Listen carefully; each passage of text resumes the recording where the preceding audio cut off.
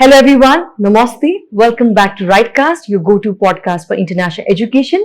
I'm your host Icha Pandey. Today we are joined by truly special guest Mr. Puneet Malhotra, the Regional Director for South Asia, University of Northampton. From being a student at University of Northampton, he has been leading its presence across South Asia. His journey is nothing short of inspiring. So today we'll be talking about University of Northampton, courses, student support, and many more things. So let's get started. Welcome to RightCast, Puneet ji. Thank you. How are you? I'm good. What about you? How All are you good, feeling to all be in Nepal? Yeah, it's a nice place. The weather is really good. Yeah. So good to see a lot of prospective students. Okay. So let's get started. I would like to initiate our conversation asking you about, your experience in the University of Northampton, as you have yourself studied in UK and University of Northampton. How was your experience there? So could you please share to our viewers? Okay. The good thing is, as a student, and I went back there in 2005, and coincidentally, my daughter went there in 2018, and presently my son is also studying there. Why I'm saying that? It's a really good institution.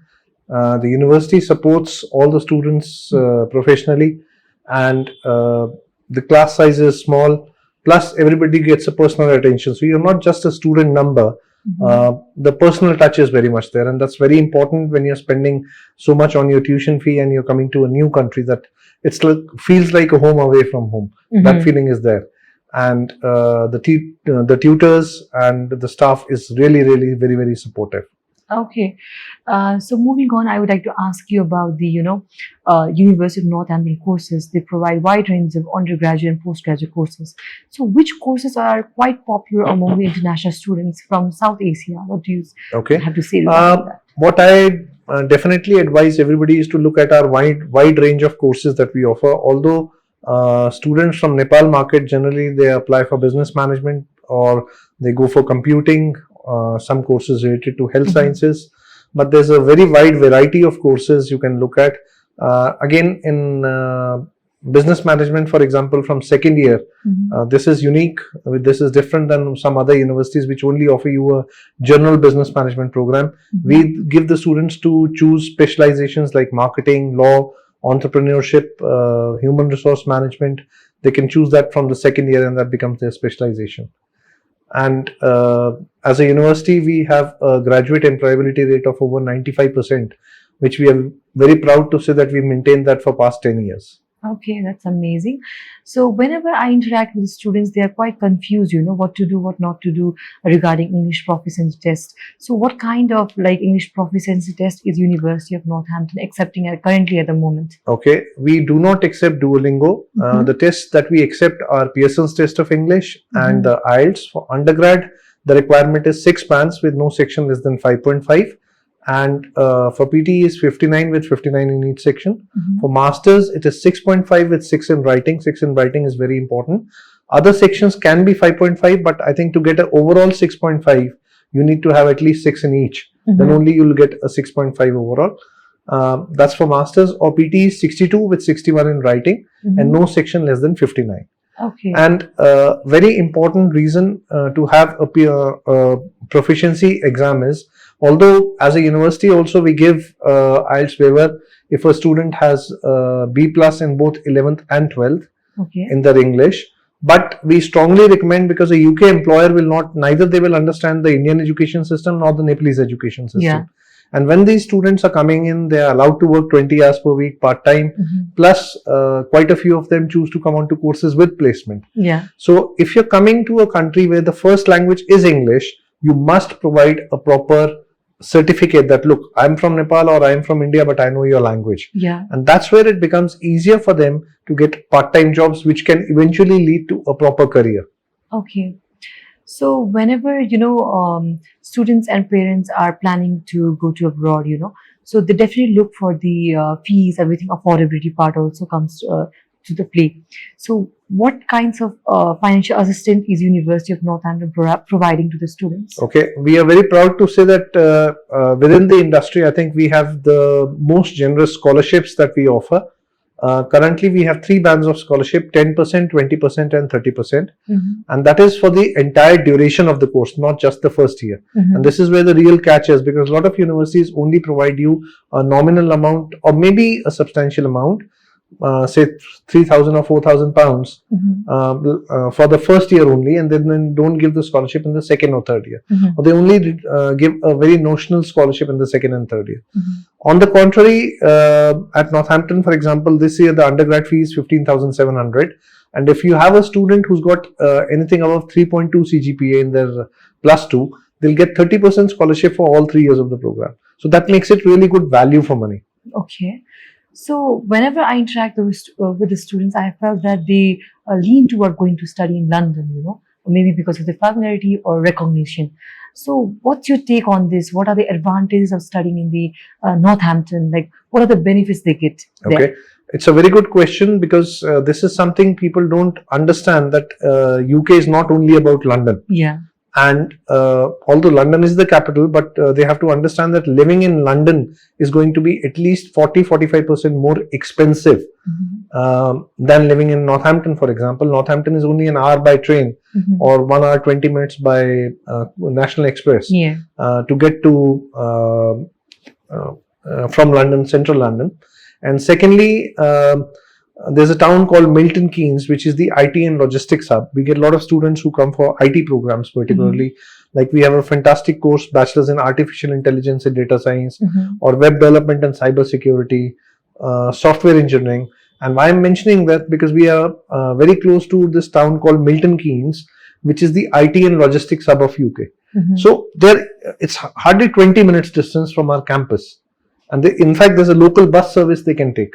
So I think whichever university the student is choosing, they must do proper research about the area. What are the kind of companies around that area? What is the employability rate in that area? And then take a call. Because if everybody starts focusing around London, then naturally the cost is going to be much more. Okay. So today's employer just don't look for, technical skills. They look for different kinds of soft skills also. So as you have already been to UK and you've studied there and you've experienced everything there, right? So what kinds of skills that is quite needed in this today's time? Okay, a good question again. One of the most important skills is communication skills. Because if you cannot communicate, then obviously a lot of time we see videos of students on Instagram saying don't come to this country or this country, and they'll never say that I have not taken an IELTS, that's why I've not been able to get a job. They'll just simply say it's very expensive, it's difficult to survive. That's not the case. There are a couple of websites they can check, even parents and students. I would advise you to check websites like itjobswatch.co.uk, read.co.uk, indeed.co.uk, glassdoor.co.uk, and on these websites you can see how many jobs are available. So as long as you have to understand that you're coming to a new country, if you're coming without a proper evidence of English, then naturally you're going to struggle. Whether you're from India or Nepal, it's the same situation. The employer does not know the Indian education system, they don't know the Nepalese education system. So if I'm good in English, I have to shout about it, I have to be shortlisted. When you Google something, it's called search engine optimization. That's how Google takes you to certain websites. Similarly, for a job, when any employer is advertising a job, they get lakhs and lakhs of applications. They're not going to read all the applications. There are softwares which shortlist suitable candidates. And one of the key areas is, what are your communication skills? What evidence are you giving to the employer that, look, I am from say India or Nepal and I know English as a proper language. So that's very, very crucial. And this is something I feel that even if the university is giving a waiver to a student, they still should take an IELTS. For undergrad 6, master's 6.5. I totally agree with you, Puneet. So we are moving to short, quick section. This is the questions from our students who are, planning to go to UK, and we have collected a few questions. So I'll read aloud a question and you just have to answer regarding that. No problem. So let's get started. Okay. Thank you. So one of our students, Nikisha, has asked, what is the minimum GPA required to get into University of Northampton? Okay, so for undergrad, it is 2.4 for admission, and scholarship starts from 2.6 onwards. So we have 3 bands, 10%, 20% and 30%. 2.6 to 2.8, they get 10%. 2.8 to 3.2, they get 20. 3.2 and above, they get 30% scholarship. Okay, hope her answer is clear. So let's move to the next question.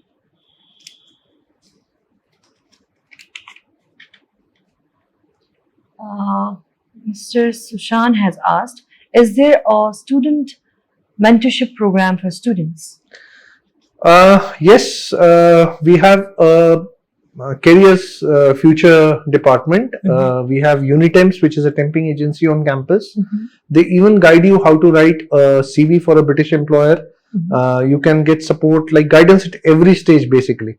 But again, end of the day, the onus lies on the student. If you are in the UK, I think all UK universities do a fantastic job. They support the students, but you have to go out. Nobody will come, whether you are in Nepal, nobody will come to your home with an offer letter. Yeah. So you have to put in an effort to get a job, and the same rule applies anywhere in the world. So the student has to be proactive. They have to contact the university. They must be aware what's happening in and around. Most of the universities conduct job fairs on campus. So go meet the employers. Maybe you won't get a job in the first instant. Second try, third try, keep on trying. Yeah. That's the important thing. Okay.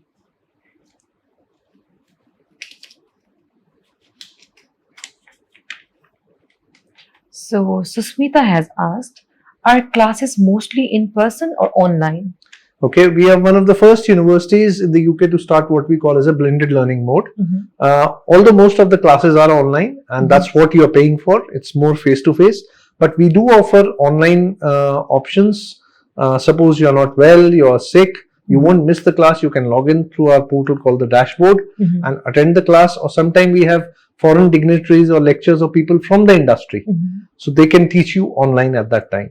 So we call it as a blended learning mode. Okay. So the last one.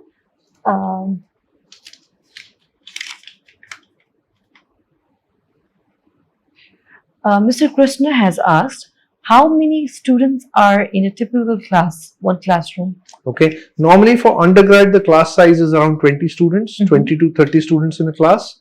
That's the good thing about Northampton. We believe in a small cohort so that it is a focused teaching and the quality of the students is good.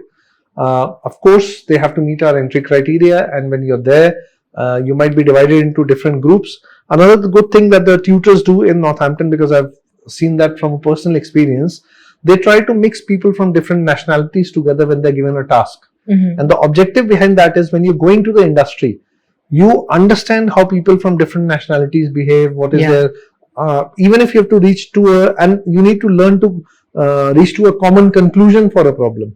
So you learn not only from your tutors or your books, but you also learn from your peer group. So moving on, I would like to ask you about the myth and fact regarding UK. The first one is, you need perfect English scores to get admitted. So is it fact or myth? Okay, the true answer, it is neither a myth nor a fact. It is a fact that you need decent scores, and that's why a perfect score is a 9 out of 9 in IELTS.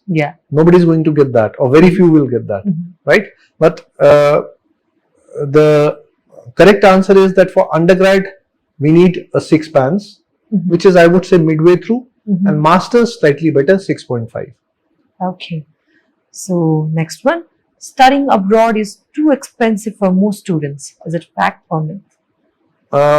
It is not too expensive. In fact, if I compare the cost in certain private universities in India, for example, they charge more than what we charge in the UK. Even for an MBA program, our tuition fee is £18,000 without scholarship. If you're a good student and you've got a 30% scholarship, for example, you end up paying 12,500 or £13,000, which is approximately 14 lakhs in Indian currency, or say 18-20 lakhs in Nepalese currency. If the same student from Nepal is going to India, they'll pay much more than that, and they're not taking into account their living costs and the flights they have to take in between. So everything comes. So another one is, only top academic performers get scholarship, fact or myth? You need to meet the entry criteria for admission, and like we said, it depends from university to university. Some only keep it for the top level, but we've spread it across. I think we've balanced it out very nicely as a university, that we have 3 bands, 10, 15, 20 and 30%. So whichever band you fit in, you'll get the scholarship. So another one, international students can't work while studying in UK. This is a myth, a true myth. But again, the focus should not be on work. Because end of the day, you're coming on a student visa, and your focus should always be to get a good degree. I'll put it in Hindi for students and parents to understand. काम करने के लिए पूरी जिंदगी है आपके पास. You have your whole life to work. When you're coming on a student visa, focus should be on your studies 100% so that you get best grades. Yeah. And only when you have good grades, it's competition everywhere.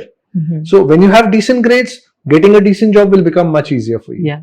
And this is a strong message which counselors and universities need to tell to the students.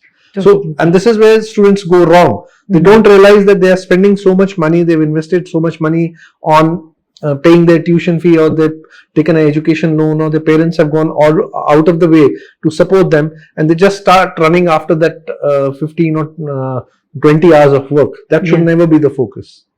Maybe they even if they have to gain some experience, especially if you're struggling, because you have to understand that you're coming to a new culture, new way of education. At least in the first year, bare minimum, focus 100%, so that when you are in line with the rest of the system, you understand the teaching methodology.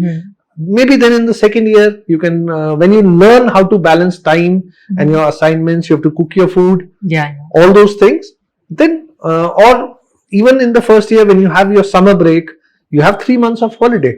Nobody stops you to work during that time. Totally agree with you, Puneet ji. Okay. And that's the reason when they're applying for the visa, they only have to show the living expense for the 9 months. Yeah. The visa officer is not asking you to show for the entire 12 months. Yeah. So 3 months holiday period, they can work. Yeah. Okay. So the last one, it's hard to make friends when studying overseas. Absolutely incorrect. In fact, I think you'll be very lucky if you're coming to any country outside your home country. This is where you make friends.